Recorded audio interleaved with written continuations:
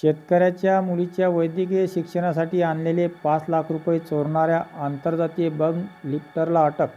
स्थानिक गुन्हे शाखेची उल्लेखनीय कामगिरी, चोरीची संपूर्ण रक्कम हस्तगत.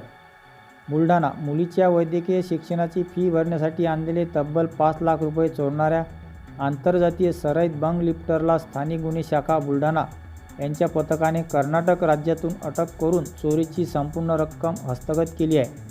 दिनांक 16 सप्टेंबर 2025 रोजी रिसोड, जिल्हा वाशिम येथील एक शेतकरी आपल्या मुलीचा बुलढाणा येथील वैद्यकीय महाविद्यालयात प्रवेश लागल्याने फी भरण्यासाठी SBI शाखा मेकर येथून 5 लाख रुपये रोख रक्कम काढून कारने बुलढाणा येथे आले होते.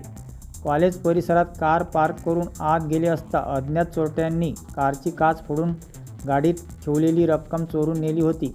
या प्रकरणी पोलीस स्टेशन बुलढाणा शहर येथे गुन्हा दाखल करण्यात आला होता. फिर्यादी हे शेतकरी असून सदर रक्कम त्यांच्यासाठी अत्यंत महत्त्वाची असल्याने प्रकरणाचे गांभीर्य लक्षात घेऊन पोलीस अधीक्षक बुलढाणा श्री निलेश तांबे यांनी तात्काळ तपासाचे आदेश दिले होते. त्यांच्या आदेशानुसार पोलीस निरीक्षक स्थानिक गुन्हे शाखा बुलढाणा श्री सुनील अंबुलकर यांच्या नेतृत्वाखाली विशेष पथक गठीत करण्यात आले. या कारवाईस अप्पर पोलीस अधीक्षक बुलढाणा श्री अमोल गायकवाड तसेच अप्पर पोलीस अधीक्षक खामगाव श्री शरणिक लोंढा यांचे मार्गदर्शन लाभले. CCTV फुटेज, तांत्रिक विश्लेषण, गोपनीय माहितीच्या आधारे तपास करत आरोपी हे आंतरजातीय सराईत गुन्हेगार असल्याचे निष्पन्न झाले.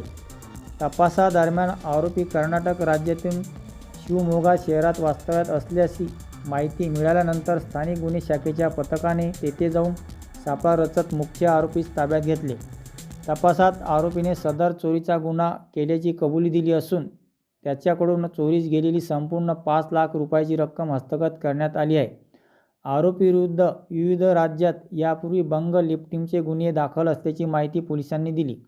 ही यशस्वी कारवाई पोलीस अधीक्षक बुलढाणा श्री निलेश तांबे, अप्पर पोलीस अधीक्षक श्री अमोल गायकवाड, अप्पर पोलीस अधीक्षक श्री शरणिक लोंढा यांच्या मार्गदर्शनाखाली तसेच पोलीस निरीक्षक स्थानिक गुन्हे शाखा बुलढाणा श्री सुनील अंबुलकर यांच्या नेतृत्वाखाली स्थानिक गुन्हे शाखेच्या पथकाने यशस्वीरित्या पार पाडली.